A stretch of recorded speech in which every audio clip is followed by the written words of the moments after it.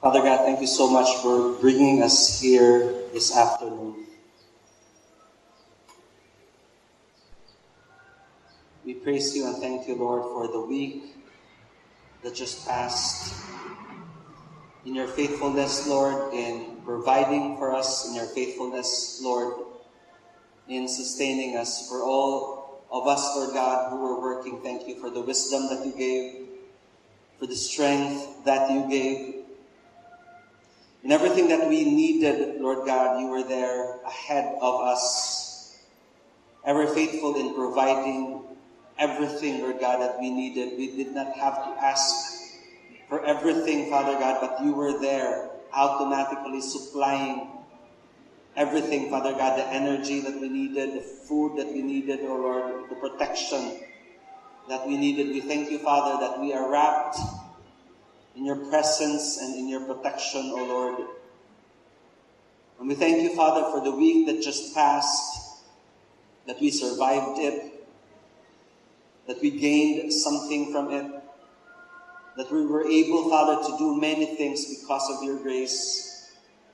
And we would like, Father God, to offer up to you praises and thanks. And we acknowledge, Lord, your power in our lives and in our midst today. We celebrate you today. We thank you, Father God, indeed. And we lift up to you, Father God, our service. That as your church, Father God, we will grow in what you will speak to us today. Make us, Lord, intent in every purpose in our hearts, Lord God, to follow you, to apply the words that you are going to say, O Lord God.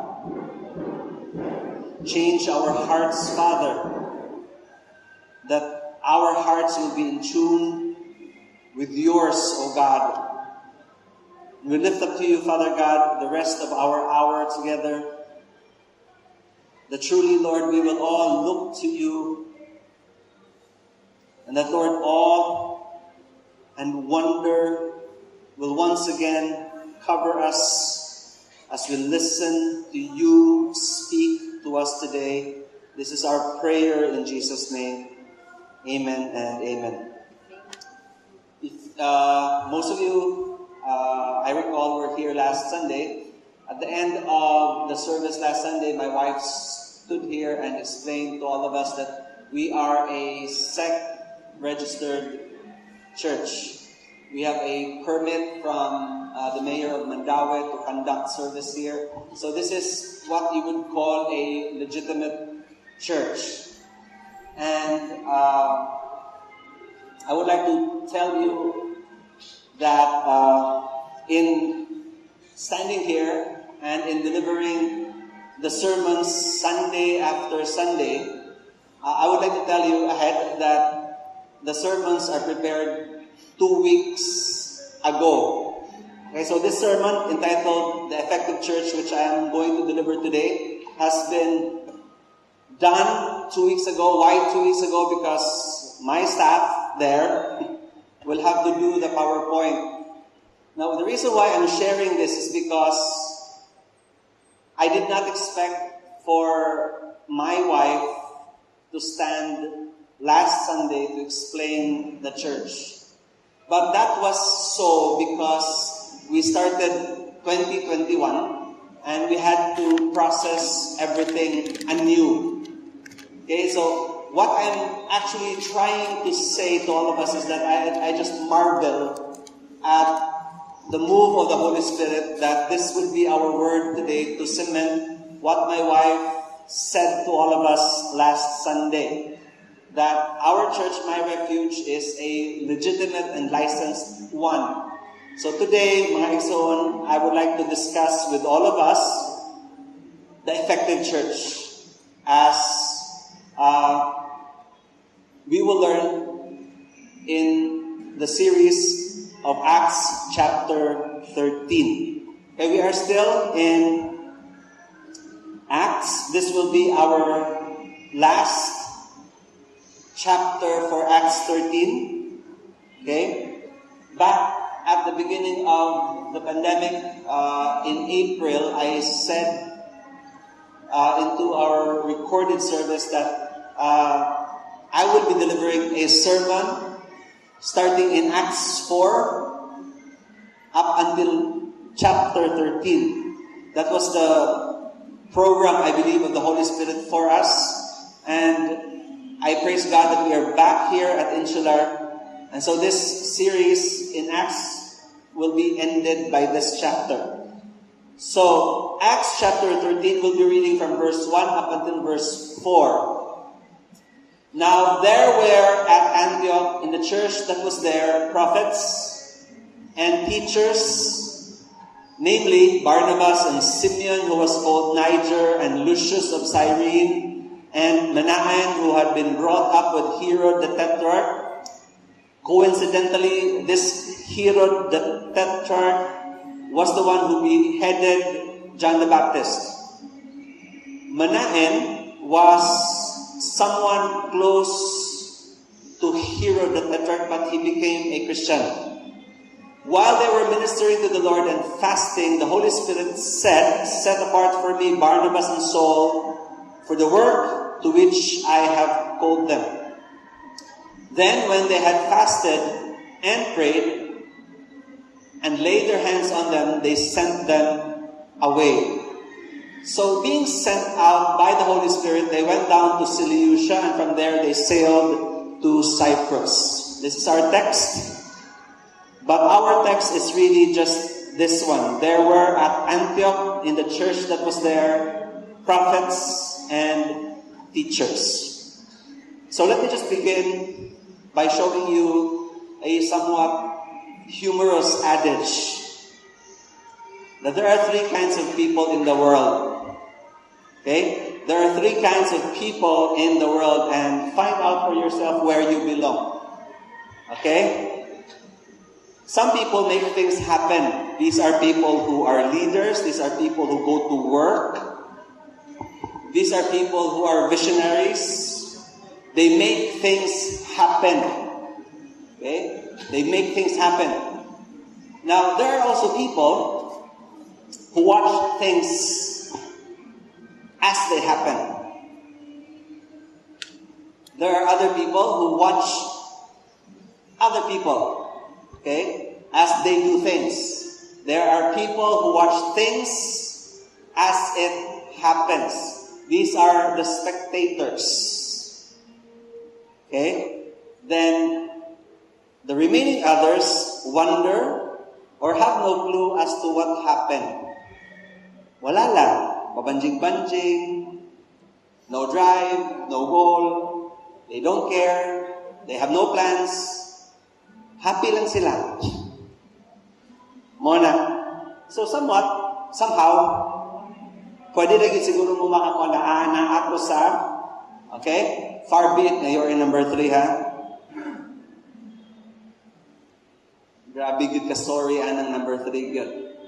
So while we are shown that there are three kinds of people in this world, similarly, the church, okay, has three kinds as well. Because there are three kinds of people, ultimately, of course, there will be three kinds of churches. Number 1, some churches are dynamic and aggressive. They reach out and make an impact in their community. Now, I am at churches who belong to number 1. Even in Cebu City, I can actually name 3 or 4. Now, there are also churches, okay, some churches know that God is moving in other churches and wonder why they are not experiencing that same power, but they are happy for them. Na church anak, daghana sila. Okay? Now, there are more churches under number 3. The remaining churches, these remaining churches, barely exist, with spiritual weeds growing around. Daghan ni ang number 2 o number 3. Okay? This is identified by members who have a mindset na makasimba lang. Let me repeat. When you have a church who is people with a mindset na makasimba lang, automatically number 3 na sila. Why? Because you can never find a dynamic church if the people in it are people who are just content to go to church on a Sunday. And from Monday to Saturday, wala. Okay? So, this is a church, people with people who just go to church on a Sunday, pastored by a pastor who is tired and needs all the support from the congregation, but is not getting any. Why? He's not getting any because the congregants, the people in the church to begin with, does not care. What they care about is doing, what they are told to do ever since they were children. Simba o Domingo.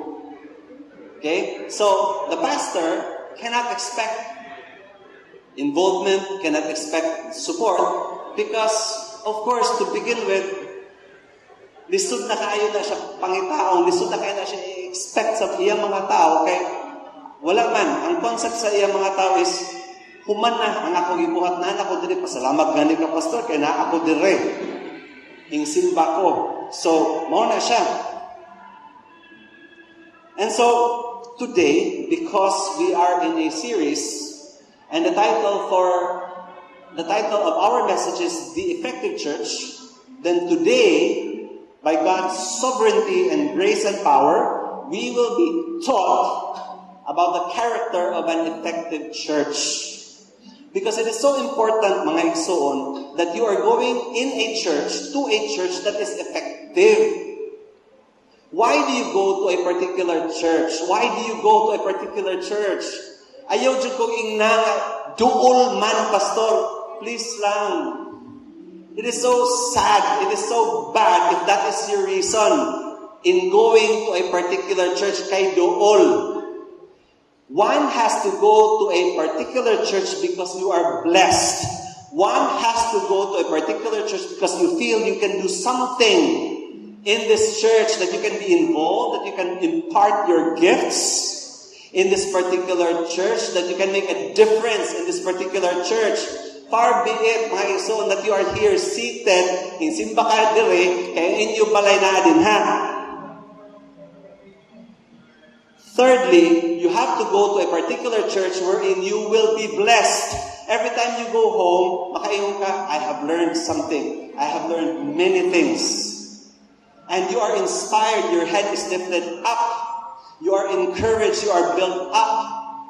That is the reason why we go to church.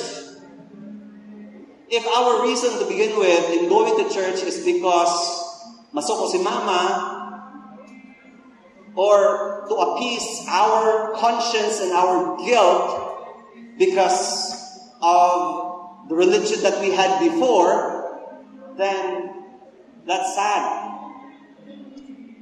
And so we need to study the character of an effective church, and we will find 3. For today, we will only study 1. And we will not even be finishing number 1. We will continue next Sunday. And so, if you were to ask me, because honest man jud ko, tinuod na, dili jud ko magpaligoy-ligoy ninyo, ha? Na jud ko isulti ninyo. If you were to ask me, Pastor, asa taan ang tulog, wa ka kay baon. Okay, wa ka kay baon, musulti ninyo, asa taan ang tulog. I would like to believe that we are in number 2. I repeat, I would like to believe. I could be disillusioned. But I would like to believe we're in number 2, but definitely we're not in number 1. And I refuse to belong to number 3. Oh, for crying out loud, just shoot me already if we're in number 3. Because that means this is just a sham. This is just a joke. So, we're in number 2. I believe that. And since we are in number 2, therefore, there is so much to be done. Therefore, there are improvements that has to be made. Amen? Because even the churches that are in number 1, and I know all of them, they're not perfect. Okay? So, for us who belong to number 2, there is so much work and improvement to be done. That is why today, we will be taught, starting today, we will be taught the character of an effective church. There are 3 characters of an effective church. We will be studying 1 character per Sunday. So the character of an effective church. And since, as I've been saying, we are in a series in the book of Acts, this is our basis. In Acts 11, we are now in Acts 13. In Acts 11, it is all about the church at Antioch. Okay, Acts 11. In Acts 11, you will find, that the Christians were first called Christians in Antioch. And the reason why the church at Antioch is so important because it was the first Gentile church to be established. And mind you, we are part of the Gentile church because we are not Jews. We are not Hebrews. So, since Acts 11 tackled the first Gentile Christian church, recording it in Acts 11, it is very important for us to learn from them. Why? Because as early as 2 years pa lang ang Antioch church, they were very, very dynamic already. And so we need to learn from them. And so, being the first Gentile church to be established, we need to learn from them. Okay, Acts 11 again, as a review. So then those who were scattered because of the persecution that occurred in connection with the stoning of Stephen, they made their way to Phoenicia and Cyprus and Antioch, speaking the word to no one else except the Jews alone.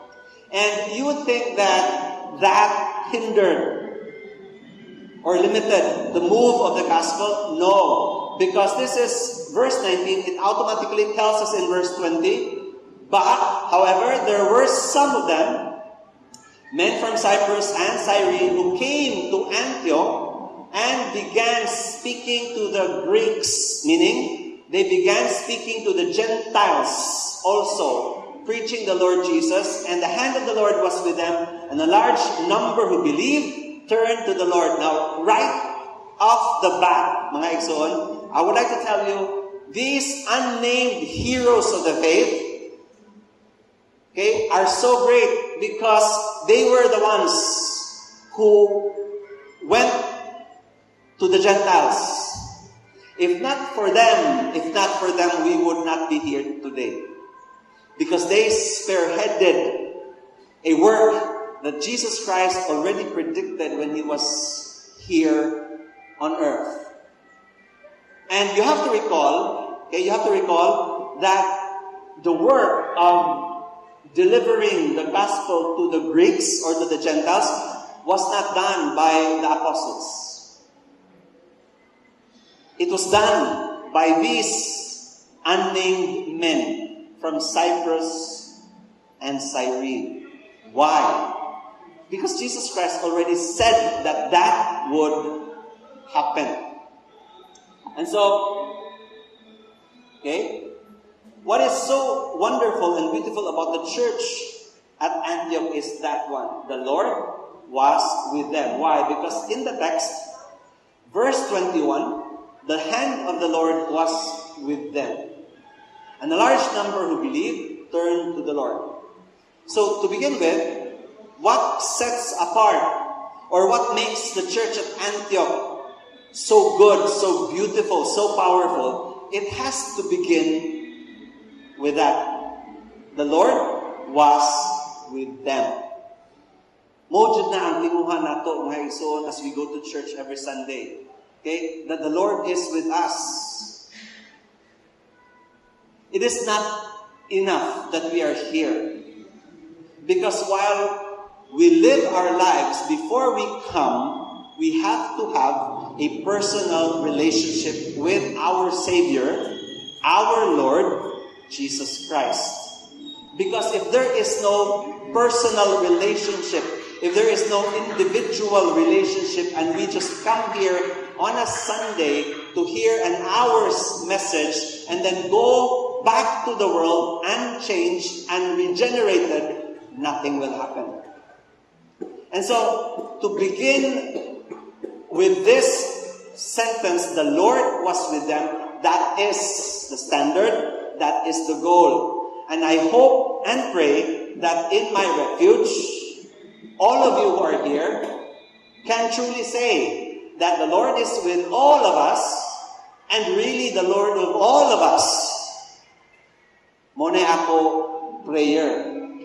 And I hope that that is yours as well. That when everyone here gathers every Sunday, that we can say that the Lord is with all of us and that God is the Lord of all of us.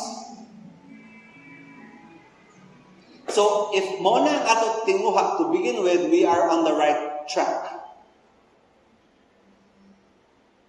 Otherwise, it's a futile exercise. Why do we go to church? We go to church because, number one, among many things, you have to be fed. Amen? You have to be fed. Dapat paglakaw nimo, pag-uli nimo, naadyo kay gibakon. Dili pwede nga abot ka, uli ka na lang, walay nahitabo. Kani akong istorya nga, abot ka na lang, uli ka na lang, walay nahitabo. This will be discussed more next Sunday. Lisod kayo mga igsoon, if we will just continue our lives, okay, working 6 days a week, pagka Sunday, manimba na kita, but we do not have an encounter with God. Why are you in church if you do not ambition, if you do not pray for an encounter with God? Nagpliti-pliti ka lang, you don't get an encounter with God. That is so sad. And so, why do I go to church? Of the many, many reasons that you can have, one of them is, I have to have an encounter with God, who in turn will change me, who in turn will make me Christ-like. And so when I leave the church and go back to the world, I become the light that God has called me to be. Because otherwise, we are here and nothing happens because we are seated here and our minds are miles and miles away. Wakay nadunggan. You're just hearing things and my words are just lulling you to sleep.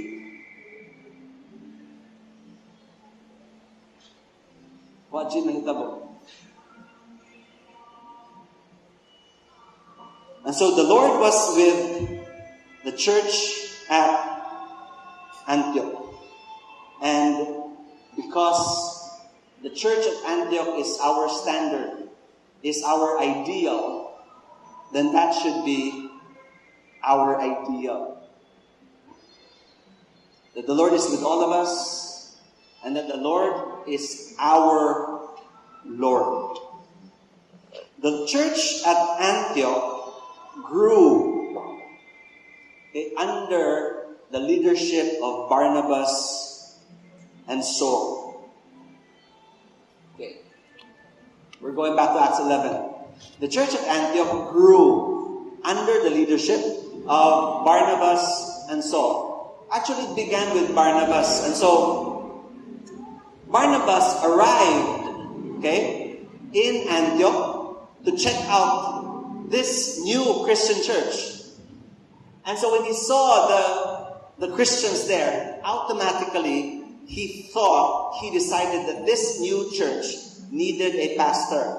And so Barnabas left for Tarsus to look for Saul because Barnabas felt that the perfect pastor to pastor Antioch was Saul. And so he goes to Tarsus looking for Saul, and when he had found him, Barnabas brought him to Antioch. And for an entire year, they met with the church and taught considerable numbers. And the disciples were first called Christians in Antioch.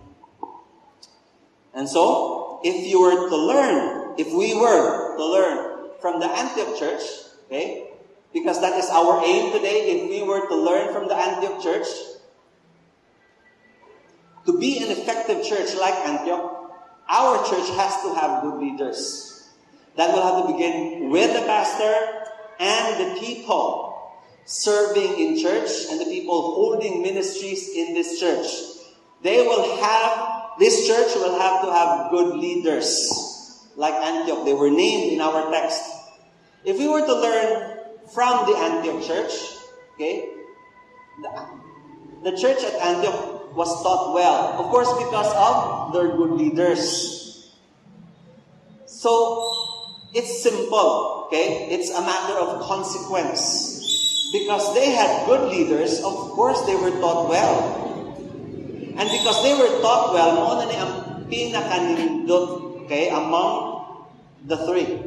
Okay? Because as they were taught well, they responded to the teachings well. Muna maayo, muna nindot.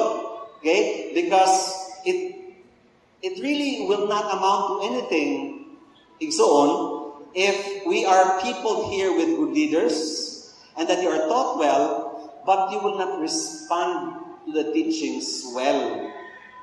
So, mo bin ang pinaka-importante sa tulo. Although, importante yun ang tulo actually. Kaya magunsa mo po na dire kung ang ato nagtulo nato walay capacity to teach. So, importante ang tulo. But, mind you, mga igsoon, for every pastor, if that pastor is truly called, what follows that calling is the capacity to preach and teach. Are you following? Since that pastor is called by God, no one else, then what follows next is the capacity and the power to preach, to teach. And as he does so faithfully, then the church will be taught well, and ito na ang challenge. If the people in church will respond to the teachings of the good leaders. Why do I say that the church at Antioch responded to the teachings well? Okay, why do I say that? Because the text will tell us that they did so. Okay, sige. Acts 11 verse 26, take note that in this verse, it is stated the disciples were first called Christians in Antioch. That's verse 26. Automatically, verse 27 follows with this one, with an incident. At the same time, okay, at this time, some prophets came down from Jerusalem to Antioch. So let me explain. Because of the persecution that happened as a result of the stoning of Stephen, the Christians were scattered all over the place. Some Christians limited themselves to sharing amongst the Jews, but others spoke to Greeks, thus making the first Christian church. And because Antioch church became big right away, the apostles left in Jerusalem, headed by Peter and the rest of the apostles, sent Barnabas to check. Barnabas was sent to Antioch with the order take a look at this church in Antioch if it is really legit. Okay? And so when Barnabas arrived at Antioch, he saw the Christians. Automatically, he said, they need a pastor. And so he goes back to Tarsus and looks for Paul and gets Paul to be the pastor of this new fledgling church. And so the church of Antioch is established now with a pastor. And at this same time, prophets came down from Jerusalem to Antioch. They were recipients of another batch of visitors.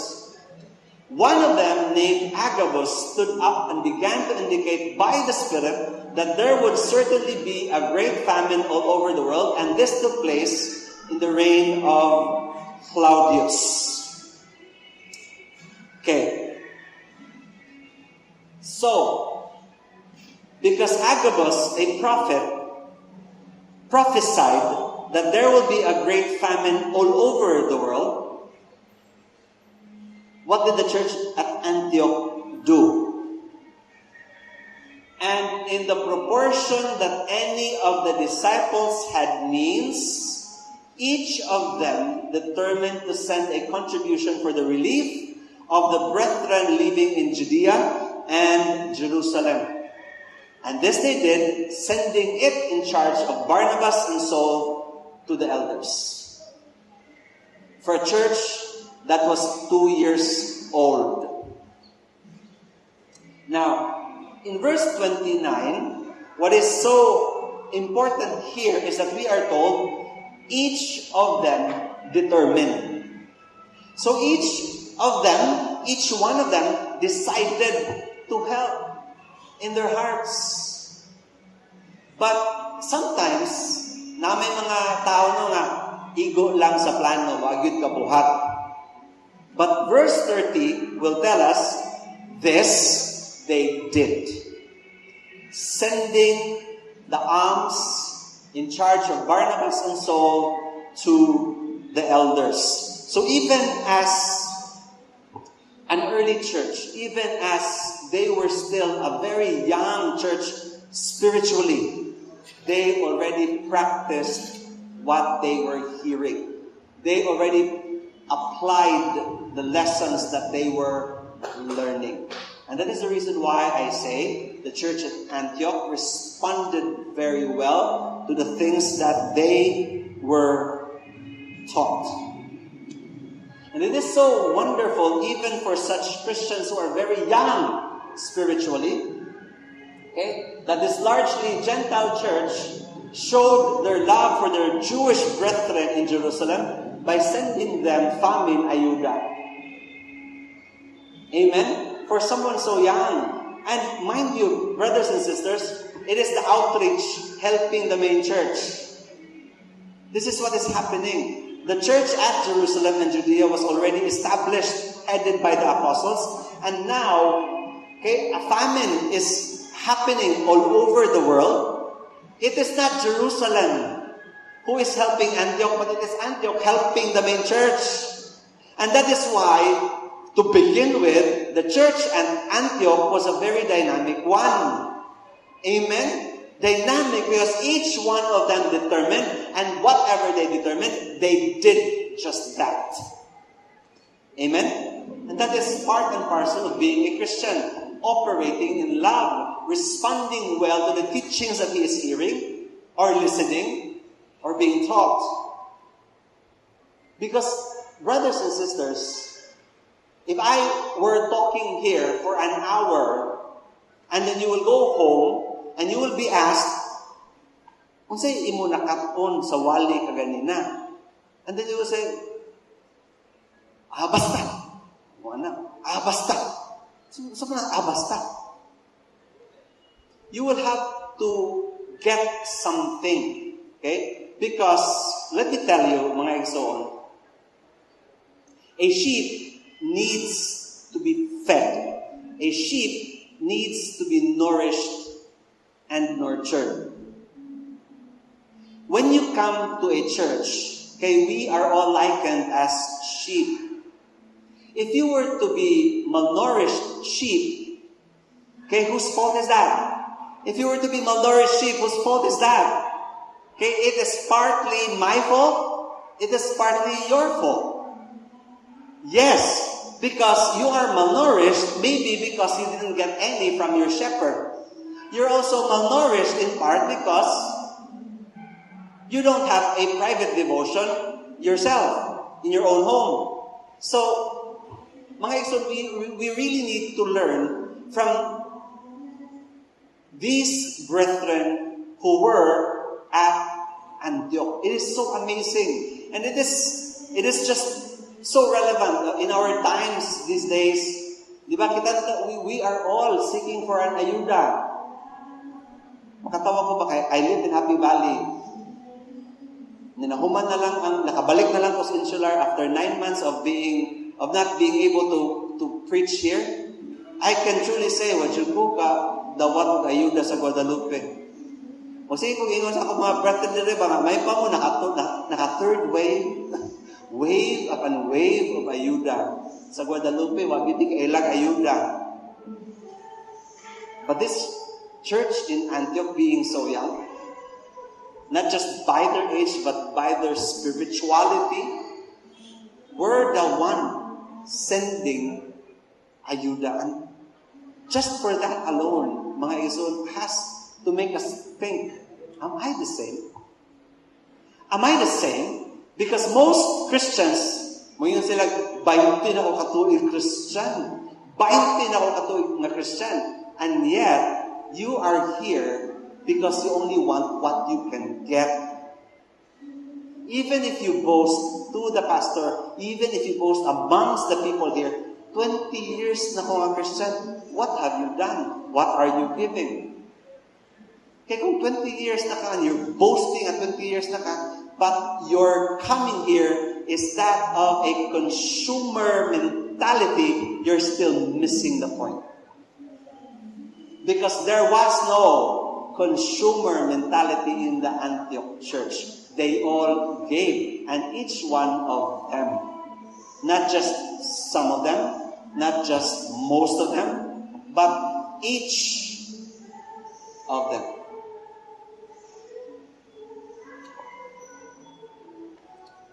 What is so remarkable about the Antioch church is that they never said, okay, when they learned about the famine and when it happened, Antioch never said, dili kita mo padaog ayuda sa Jerusalem. Grabe ka na sa mga isnab. Remember, this is a Gentile church, and the Gentiles were always looked down upon by the church in Jerusalem and Judea. Amen? Come on, think. When the famine broke out, being a Gentile church, okay, being a Gentile church, looked down and frowned upon by the Jews, even at Jerusalem and Judea, wala mo ingon ang Antioch, ay dili gyud ta magpadag ayuda kay mga isnabero kaya kay ng Jerusalem. No. There was none of that. And so that is, again, very remarkable.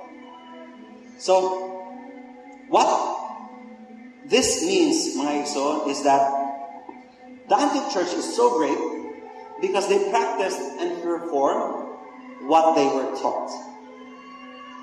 The teacher was faithful, they were faithful in practicing and performing and applying what they were taught.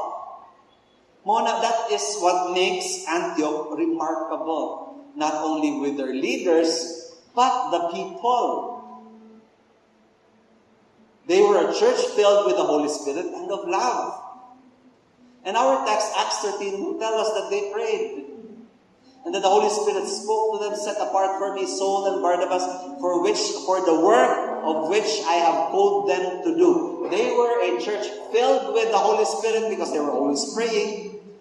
Okay, they were doing in obedience what God tells them to do. And they were filled with love because it does not matter if the Jews at Jerusalem and Judea did not like them before. But since all of us are suffering, one can always share something. Amen? Amen. Amen. Now, let me tell you, okay, because you might think, si Pastor Adrian, nadawat na ayuda. Daghan kong nadawat na ayuda. Not from Guadalupe, but from the people here. From my relatives, from my family, from my other Christian friends who go to other churches. Now, what did I do with all those ayuda? Because daghan man. So you have to share. Why? Because it's a pandemic.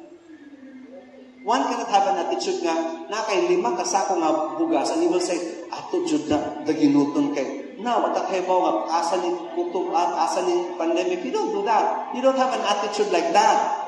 Because the mere fact that you have 5 sacks of rice, that means it is given to you by God for you to share, not for you to keep. The Bible will tell us all the time, it is more blessed to give than to receive. So, man mong 5 sacks of rice, kung ibukbuk na, o pangakahurot sa usa. And so, our love is manifested by the things that we do. And that is what the church at Antioch did. They practiced, they performed, they applied what they were taught. They were a church filled with the Holy Spirit and of love.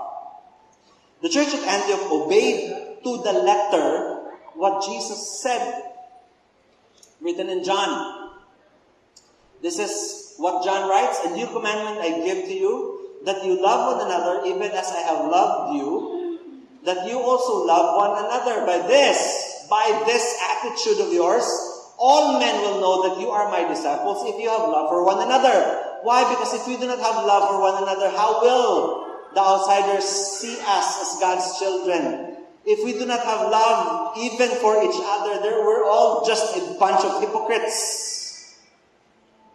If we cannot even send to someone, okay?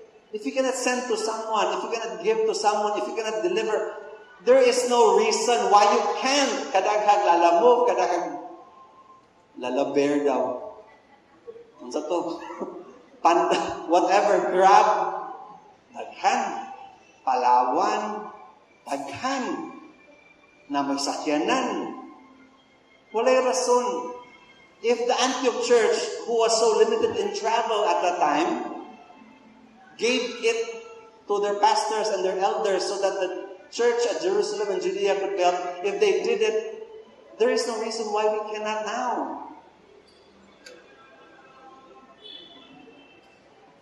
By this, all men will know that you are my disciples if you have love for one another. So what made the Antioch church so significant? What made the Antioch church so significant? Not just being the first Gentile church, they were significant because they had good leaders and teachers. Amen. And that is what, to begin with, a church should be. It began with having a pastor and leaders who are prayerful. That is why early on in our series, the apostles said, we cannot leave our ministry behind. We cannot leave our life of prayer to serve tables. That's what the apostles said. So, it begins all the time with having good leaders and teachers. But what makes the Antioch church significant is, while they had good leaders and teachers, while they were taught well because of their good leaders and teachers, what is so beautiful and what is so powerful is that they applied it. Kana gyud kan piha mga igsoon o gyud na. Because why gamit ang inyo pastor if you do not apply the word?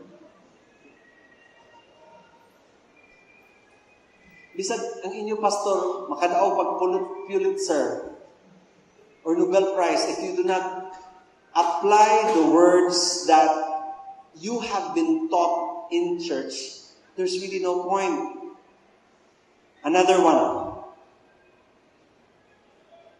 They show their love by supporting the Judean church. They were a church filled and submissive to the Holy Spirit. That's what Acts 13, 1-4 told us. Okay? So let's read it again. That's our text. In Antioch, in the church that was there were prophets, there were teachers, namely Barnabas. First and foremost, Barnabas, because he was the one who supplied them a pastor. And then their teachers and leaders were Simeon, Lucius, Manaen, and Saul, who was their pastor. While they were ministering to the Lord and fasting, the Holy Spirit said, "Set apart for me Barnabas and Saul for the work to which I have called them." Why? Because to the Lord, Antioch church is done. You are already established. I will have to move Barnabas and Saul to other places so that they can establish another church or more churches, which they did. Then when they had fasted and prayed and laid their hands on them, they sent them away. So being sent out by the Holy Spirit, they went down to Seleucia, and from there they sailed to Cyprus. Now here, I want to just pass this. Okay?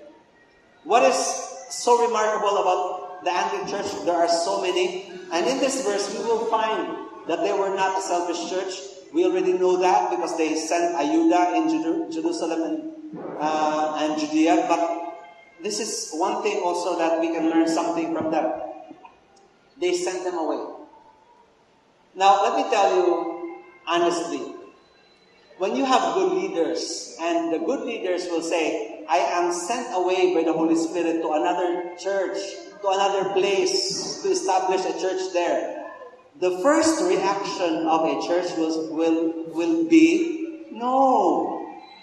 Amen? Amen. If your pastor whom you like, whom you are very, fond of because you are taught well, you are learning many things from him, kumingon na nga pastor, kumingon na inyong elders nga, pastor and I, we feel the move of the Holy Spirit for us to go to Black and Black. The first reaction of a church will be to say no. That's a given. Why? Because you like your pastor. But this one, being told that they were very effective leaders, they sent them away. They were submissive to the Holy Spirit. Why? Because after all, they call the Holy Spirit their Lord, their Master, their King.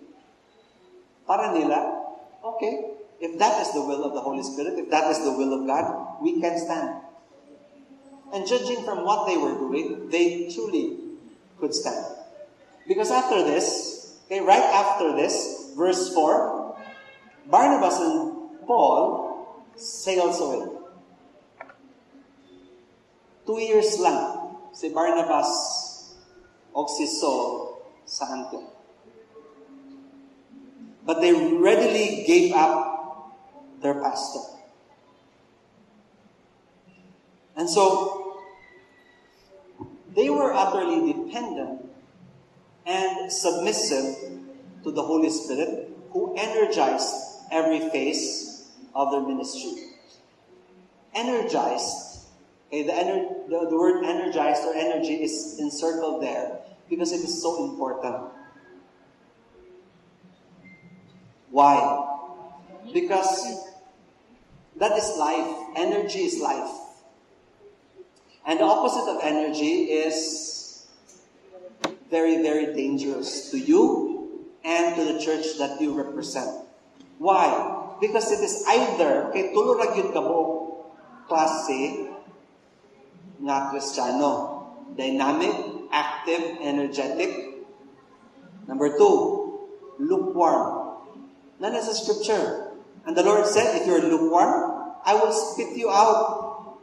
And number 3, dead. So, in the mindset of God, if you are really a Christian, Why are you a Christian? Because you believe in Christ. Again, Christ, Christian. Christ, take away Christ, you will be left with the Latin suffix IAN. Ian. Okay? Take out Christ. And Ian is Latin for in the party of. That's why you are called Christian, because you are of the party of Christ. So if you take away Christ and you call yourself Christian, then you're lying. Because you call yourself Christian and yet you don't have Christ.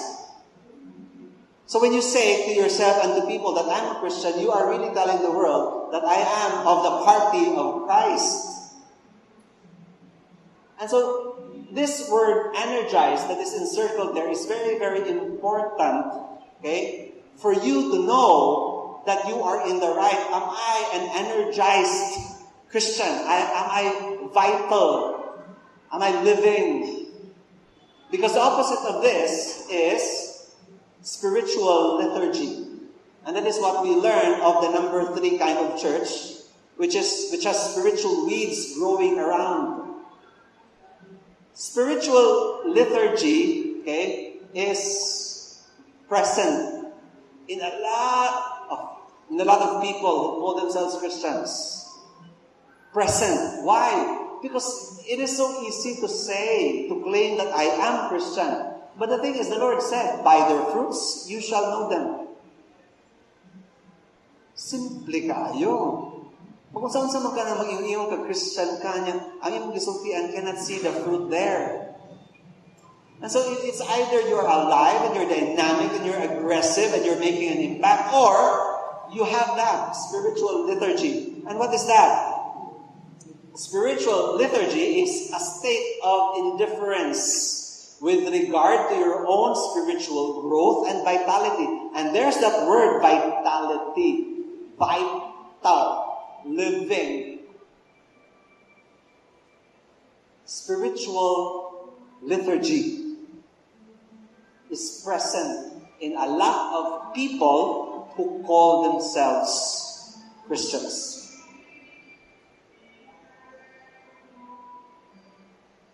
When you have this, meaning you are indifferent to your own spiritual growth and vitality. Hang on, I'm lost. Okay.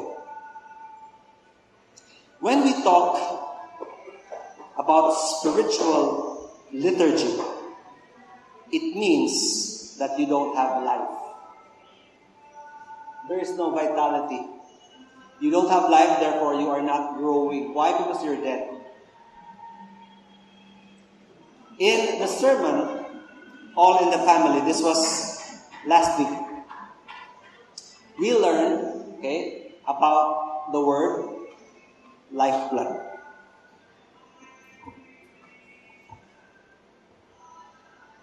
Look at the definition of lifeblood.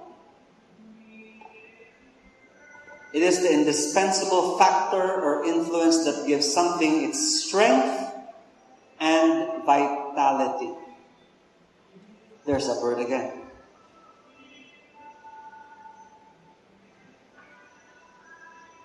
Spiritual liturgy is a state of indifference with regard to your own spiritual growth and vitality.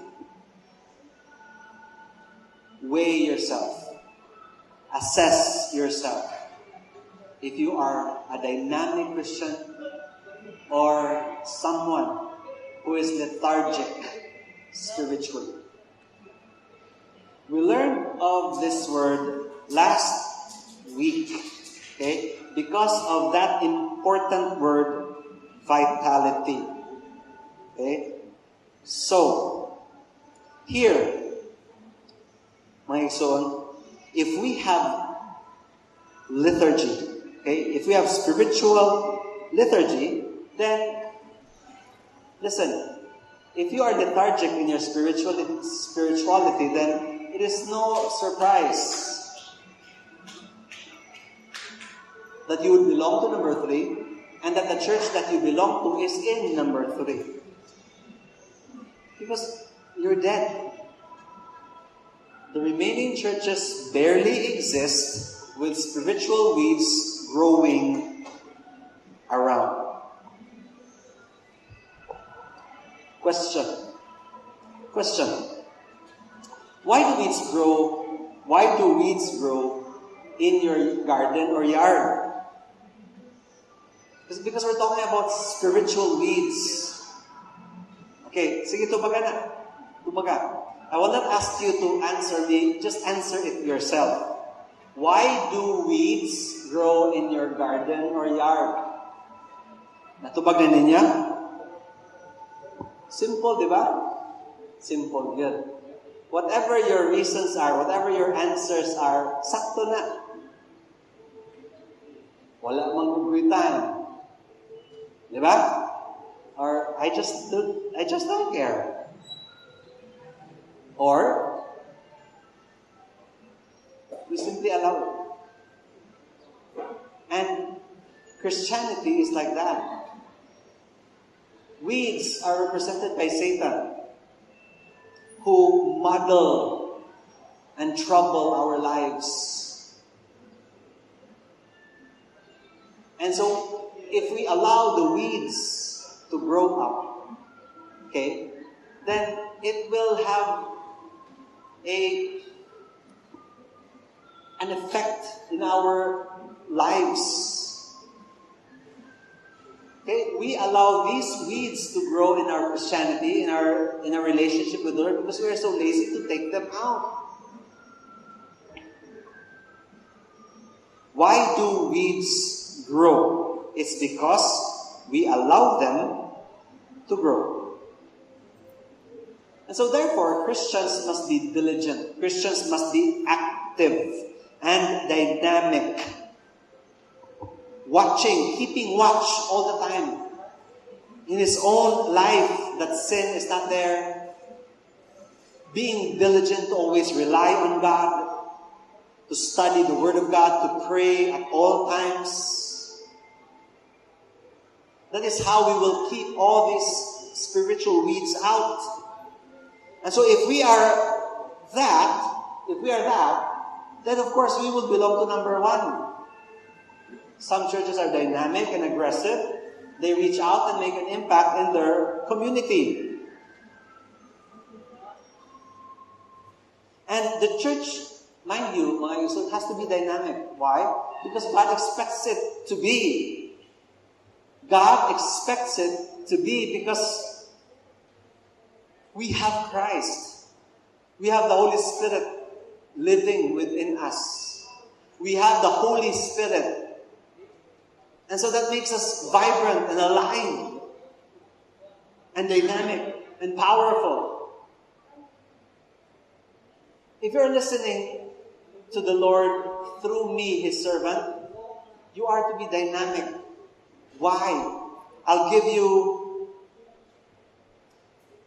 2 verses. Number 1. Why should I be dynamic, Pastor? And God answers us, for you are all sons of light and sons of day. You are not of night nor of darkness. So then, let us not sleep as others do, but let us be alert and let us be sober. Alert. Every Christian has to be alive. Because you represent Christ, who is alive, who conquered death in victory. Amen? And here, Paul writes to the Thessalonians, be alert. This is Paul. Look at what Peter writes. Be of sober spirit, be on the alert. Nagsabot ang duha? No, it's just that the same Holy Spirit is working through them. Paul writes, be alert and sober. Peter writes, be of sober spirit. Be on the alert. Why should you be alert? Why should you be alive? Because your enemy, the devil, prowls around you like a roaring lion, seeking someone to devour. But resist him, being firm in your faith, knowing that the same experiences of suffering are being accomplished and experienced by your brethren who are in the world. Whatever it is that you are experiencing, you are not alone. Every true and faithful Christian is experiencing problems, persecutions, attacks by the enemy all throughout the world. And we are told that we are to be alert and we are to be sober. What is sober? What is sober? Okay, to know what sober is, you have to know the opposite. What's the opposite of sober? Sige, kanina lang ako pumunta ninyo, be. Palakibaw ko nga, mga bright mo. Unsay opposite sa sober? Just give me a word. Niasawa pa na ako siya, accepted na siya. What is the opposite of sober? Give me a word, please, so that I will know you understand. Sige na lang ko eh. Drunk. For you to know what sober means, you have to know the opposite of sober, and that is drunk. If you are drunk, patay, galupasay ka, gasuka ka pa. Can you stand? You can barely stand. Can you do? You're not right. You're not well. And Peter and Paul is telling us, be sober. Meaning, you are to be aware. Why are you to be aware? Because the enemy is around you, just eager to pounce on you at every weak moment that you have. And for most people who claim that they are Christians, even Christians really, they get devoured. Why? Because they allow it. They allow it. They allow for the enemy to devour them.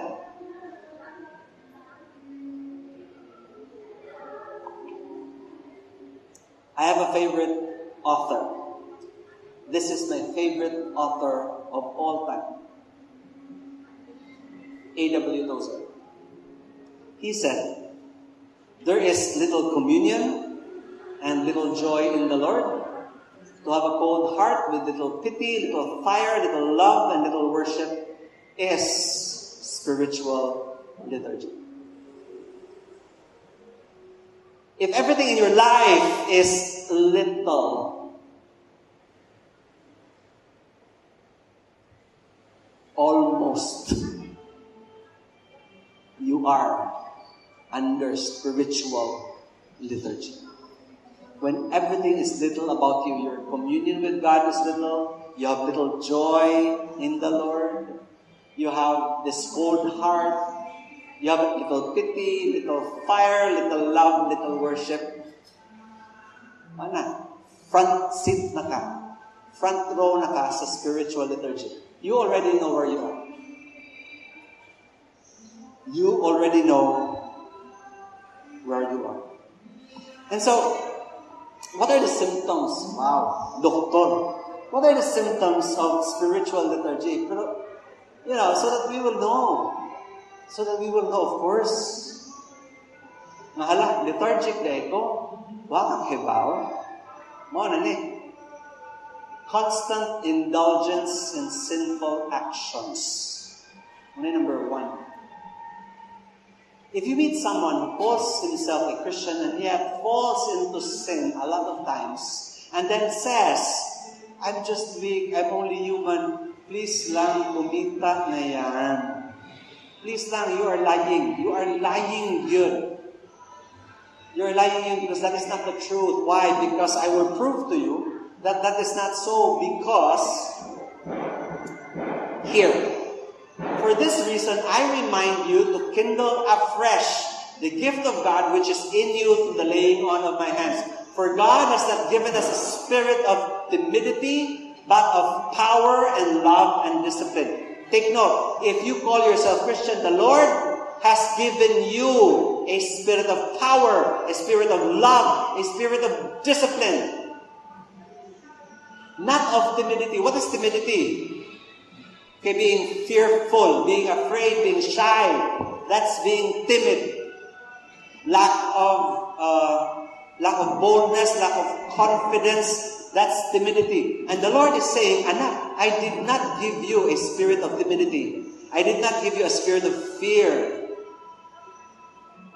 I gave you a spirit of power, a spirit of love, a spirit of discipline, so that you can say no. So that you can say no to the temptations that are before you. And so a Christian says, wala na, hagbong na po, oh, please lang. If you've been saying that for 10 years, 15 years, 20 years, please grow up and wake up. Unsa mo naman natin ng 2 Timothy chapter 1 verse 6, then we are calling God a liar. God gave us power. God gave us love. God gave us discipline. So, for the longest time, when a Christian always says this chorus, hagbong na po, he is a defeated Christian. He has allowed the enemy to gobble him up, to devour him up day after day after day. And he is eaten every day because he makes himself as dog food. Aren't you tired? You're supposed to be dynamic. You're supposed to be victorious. You're supposed to be creating a dent in this world. You're supposed to make things happen and not just a spectator, because you were not called to be a spectator. Power has to be seen and manifested in your life. Love has to be seen and is actively seen in your life. And you have discipline.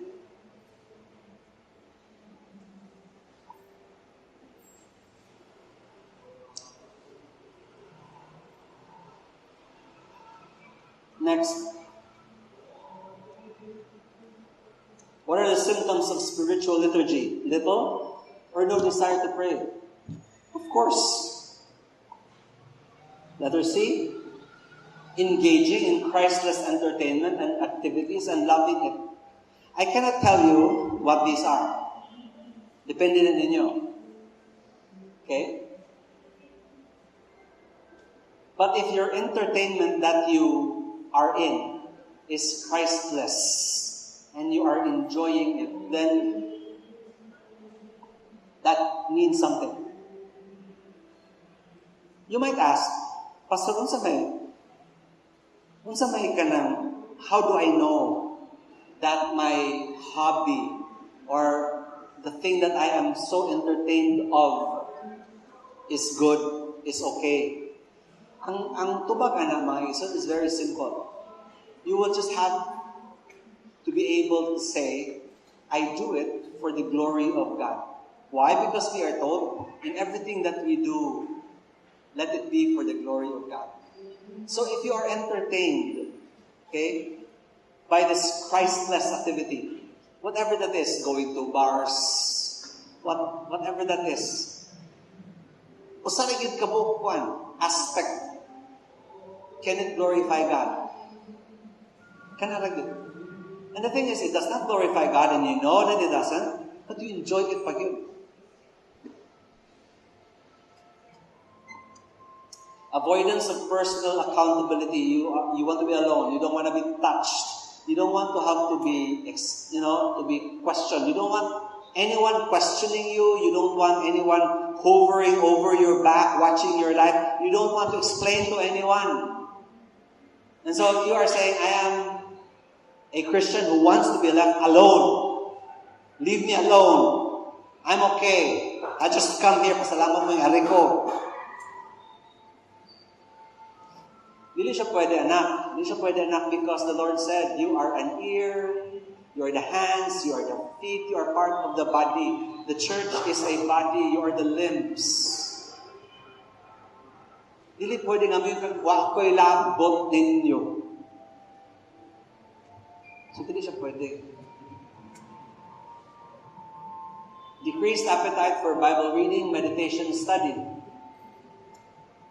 Atong una, muingon ang mga pastor. May na lang og Domingo, kay Domingo na lang nahabilin para you can touch your Bible. Karon kay abot na ta sa time nga pati ang Bible gina-flash na lang.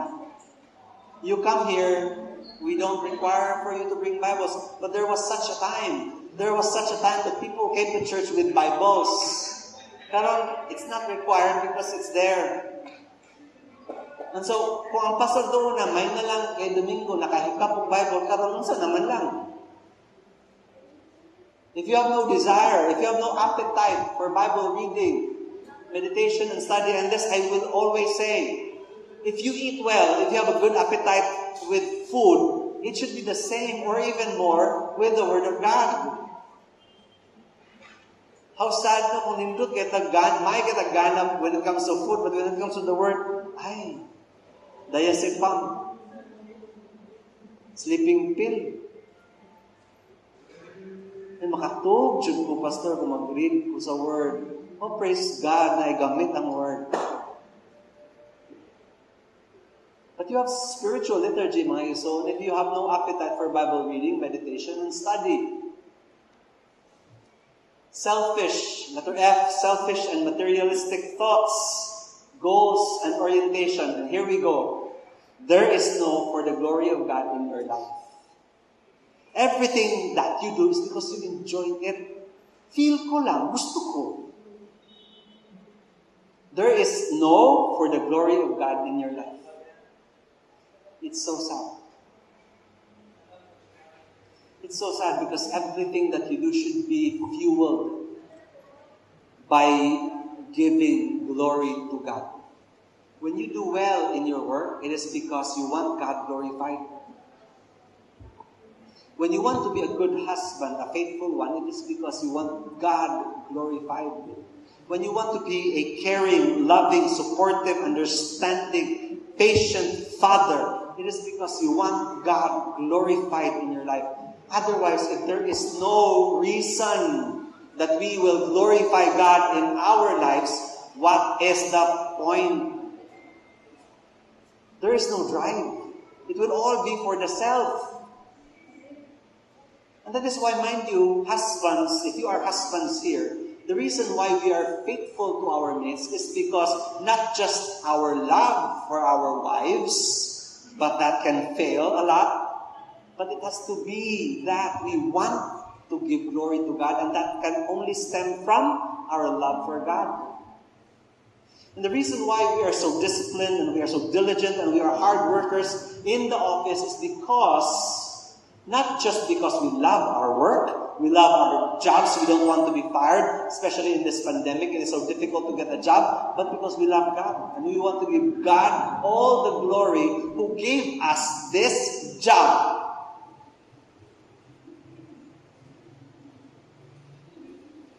It is so sad that if we are in our jobs and we are there just because of the things that we can get, ay, 15 na, ay, 30 na, that's so sad. Because if it is just about the money, no. It has to be for the glory of God.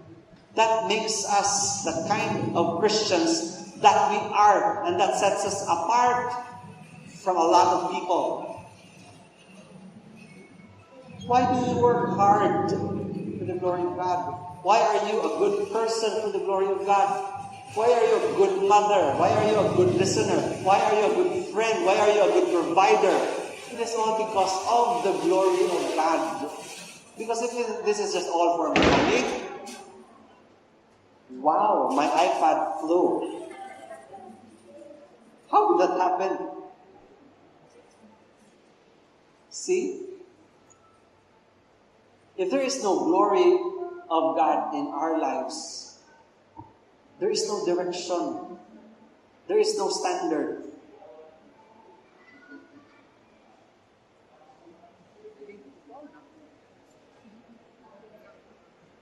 Last, reluctant and sporadic church attendance. This is the last of all that. Symptoms of spiritual liturgy. Reluctant and sporadic church attendance. What is sporadic? occurring at irregular intervals. Daghana sila. Daghana. For people who know me in church, okay, I did not hide it. That when I know you, and once I know you, I will always look to where you are seated. Why? Because we all have favorite chairs. You are seated where you are. I know where you are. And so if you are not there, I will ask people that know you, where is this, where is that? I always do that. It's the Father in me. I care a lot for you that I ask, where are you? Okay? Now, if you are like this, reluctant, sporadic in your attendance, ingon si Lord nga, make holy my Sabbath day. Simple kayo. Make it holy. Meaning, magsimba dyan ko, musimba dyan ko. Ano mo yung reluctant, labad ang ulo. Manatani, di ba? Manatani. No? You don't need your pastor to enumerate for you what I can give you, from medical to biogesic to all the way from dolphinal to tanan na lang. Para lang dili kami yung labad ako, pastor. Kaya sporadic. Nain mga people here in church, hi, you were not around last week lagi. Pastor, nagkuhan mi, nag-outing mi sa office, nang hatumig sugod. Oh, praise God. And I'm sincere in saying praise God. At least naka-unwind ka, naka-relax ka. Pastor, I had a great time. So, okay, nagka-istorya man, miso na siya. Pero wala siya last week. Pagka next week, wala na po siya. Pagka next week, naanapod siya. Wala lagi ka last week, Brad. Ay, nag-family day, min. Nga tumig mo albual. Oh, praise God. May pa mo, no, praise God. That is a blessing from the Lord for you to be able to enjoy mo albual with the family. Praise God. But next week, wala po ka. And the next week, naanapod ka. And I say, ay, Brad, wala ka last week, no? Sakto, pastor na Domingo man. Wala day ko last week, no? Wala ko rin. Wala day ko last week, pastor. And the favorite of people with this, lapad ako, pastor. Kana, dyan. Lapad ako. I have this friend. Iyon siya. Diarrhea na lang. Sige naman, lapad. Diarrhea na lang. So you see, it's spiritual liturgy. Why are we discussing spiritual liturgy? Because we are discussing dynamism. You being dynamic. You being alive. And so, if your church attendance is sporadic, then of course, it is to be expected that you will not be involved in ministry. Because to begin with, your attendance is already sporadic. Kung kano saan mo feel. So if you are attending church sporadically, then you cannot be expected to be involved. Why? Because you cannot even come here Sunday after Sunday. And that's sad.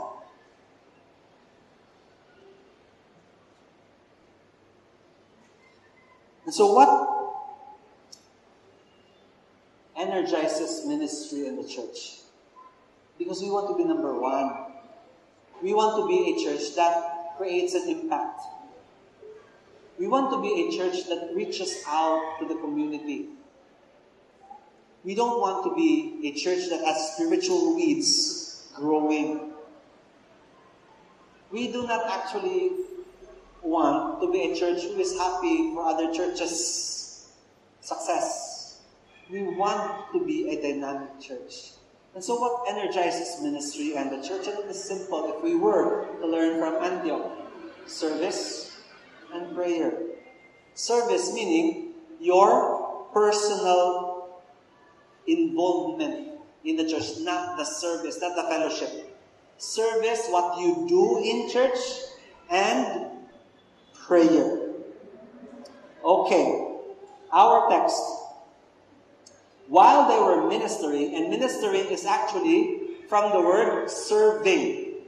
So the church in Antioch, while they were serving the Lord and fasting, the Holy Spirit said, okay, while they were serving, okay, and verse 3, when they had fasted and prayed. So what energizes ministry in the church? It's only that, your service and your life of prayer. Muna, nga ako gisugod sa there are 3 kinds of churches, and number 3, there are churches who barely exist with spiritual weeds growing around, and maybe even physical weeds because no one is taking care of each other and no one is taking care of the pastor. The pastor is tired and in need of a break. Wala. Lifeless, helpless, dead. But this brings dynamism into the church. Your service, your prayer. So baliktad. If I am just a person who comes to church, kinahanglan ko mo simba, wala. I have to be an involved Christian because it is expected of me. Why? Because I have been given gifts by God. All of us have been given gifts by God. And we are not to sit on our gifts, but we are to use these gifts for the edification of the church. And so if we are not being involved, if we are not involving ourselves, then we are not applying the words that we are learning.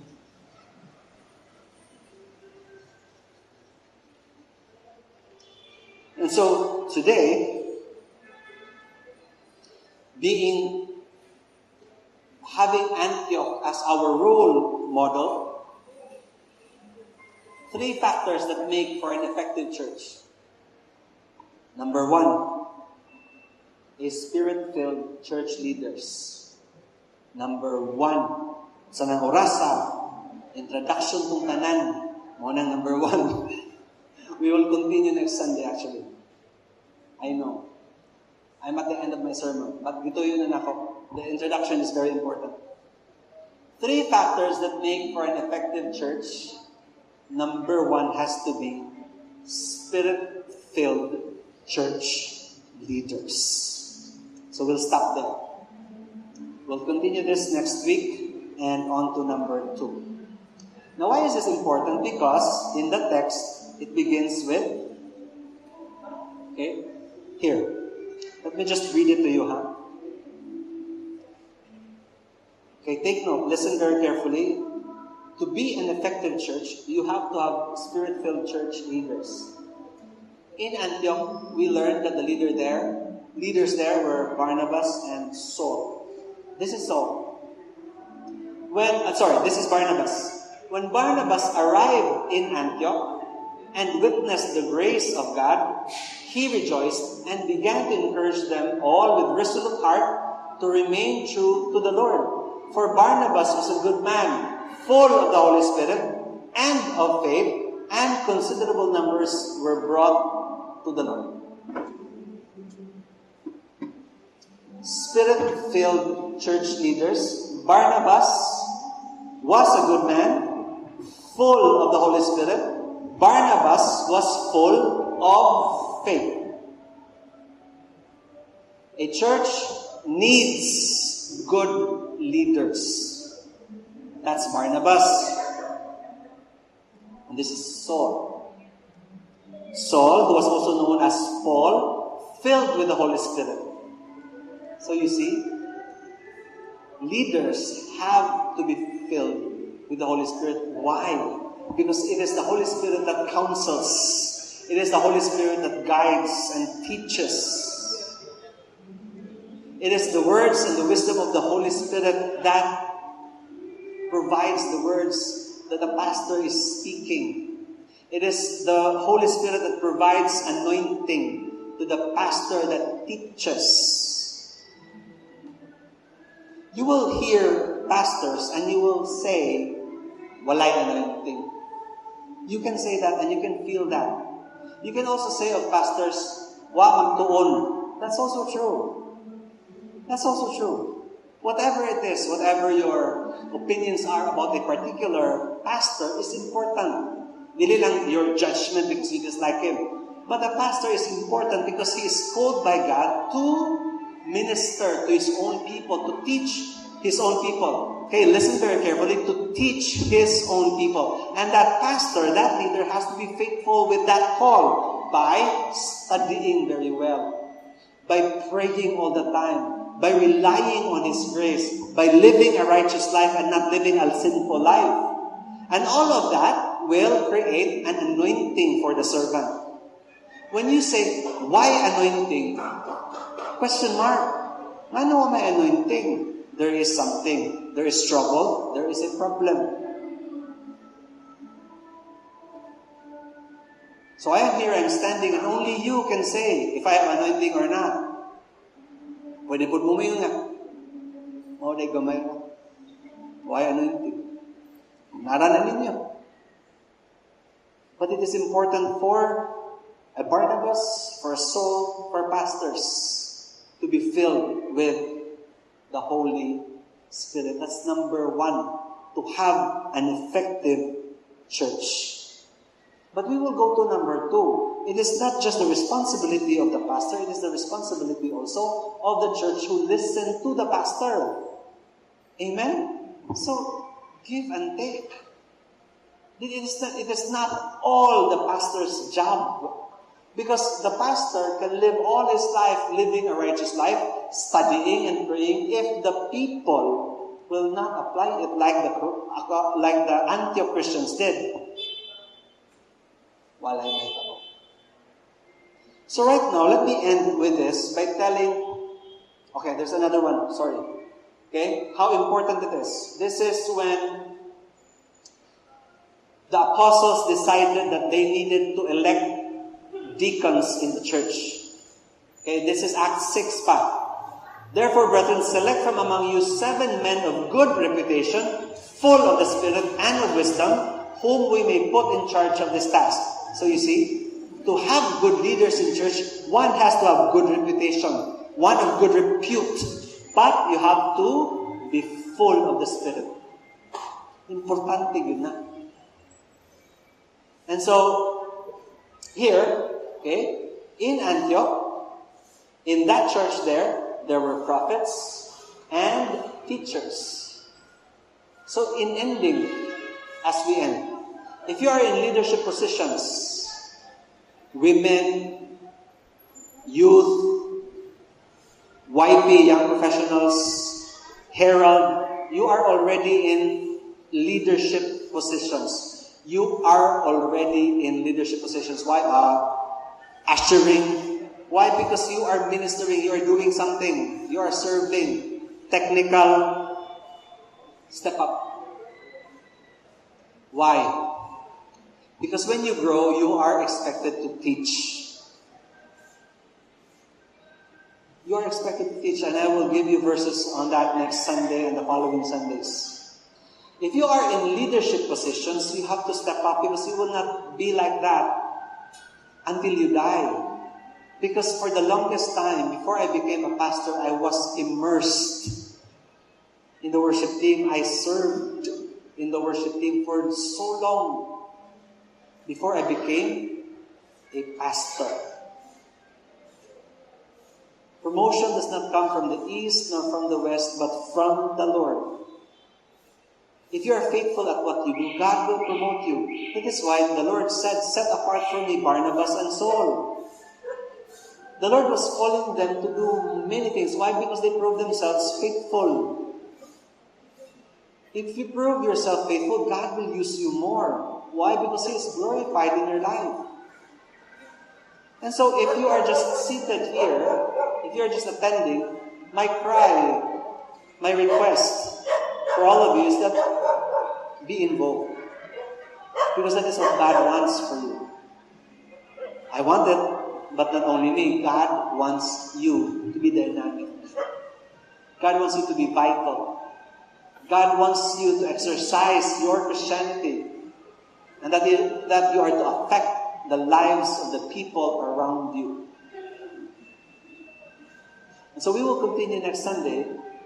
We are studying the effective church. I heard someone say, very active in ministry, inghawa siya sa simbahan. I learned about it. And I asked him, why did you transfer? Why? Malihim ang bumi pastor. Malihim is Mandawi. So imbalhin ko. I am saddened because I live in Happy Valley. That's in Guadalupe. That's in Virama. I come here to preach Sunday after Sunday after Sunday after Sunday. Wala dyan mo makadungo nga, asa si pastor? Laban ang ulo. Wala dyan. Wala yun. I've been sick with pneumonia twice, and I still preach. Why? Because I believe in the words, my grace is sufficient for you. I would have all the cough and all the colds and all the flu and all the body aches, whatever na lang tanan. I am still here. Why? Because I believe that the Lord has given me power. And so, clinging on that word, I believe, therefore I do. And so, this is very important that you are going to this church because you have reasons that are legit. You are blessed. I am blessed. That's why I come to this church. Very good. And let that not be a period there. If you are blessed, continue. Aspire to be involved, to do something more. Dili kay, pastor, narinig ko sa likod. Narinig ko din ha.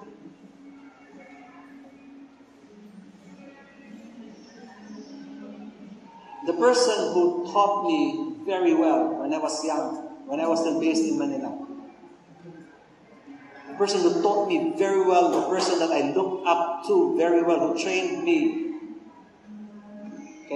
said, living in Makati, his church is in Quezon City. They would drive all the way from Makati to Quezon City. And a lot of people would say, why do you go to Quezon City? Just get a church in Makati. And he would always say, my church is there. My church needs me. I am the lifeblood of my church. Amen? Kaya kung ino siya, ay, arin na lang sa Makati. Love, arin na lang sa Makati. Kay kas ang gasolina. Na naman, the Lord will not provide. Luya po, arin na lang sa, hindi na ako sa asawa. Ato na tas banawa lang ko, kay doon na kain nato. Kas ang taxi. There's nothing like that. The Lord provides. Oh, you, little faith. The effective church becomes an effective one because they have effective members. Amen? Let's give the Lord a big hand. Let's pray. Father, thank you. Thank you, Lord, for the things that we have learned today, and we pray, Father, that we would apply it. Thank you, Lord, for your words. Thank you, Father God, for your direction in our lives, for the instruction, for the encouragement. Especially, Lord God, that we are instructed through the power of your word. And as we leave, Lord, this facility that makes up our church, we pray, Father God, that we would either step up or be involved. We pray, Father God, that we will be dynamic in our Christianity, in our relationship with you, in our love for others, in our relationship with you, Lord God, may we be hot, and that we may be kindling, that we will always kindle, Lord, our fires afresh, O Lord God. Help us, Lord, to always kindle the fires within us afresh. And Father God, you see each one here today. You know each one here. Their heart's content, what they are thinking, their desires, O Lord God. And if they are praying to you, Lord God, to be involved, lead them. If they are praying for you, Lord God, to be restored, lead them. If they are praying, Father God, for their hearts and for their lives to be changed, change them, O God. But most of all, Father God, we pray that we will be an effective church, starting with a leader who is Spirit-filled, all the way, Father God, to the people who are also Spirit-filled, dynamically loving each other and practicing what they have been taught. We thank you, Lord God, for what we have learned today, and we give you glory. This is our prayer in Jesus' name. Amen and amen. Let's give the Lord a big hand once again. Let's rise for our last song. God bless you. Thank you for coming.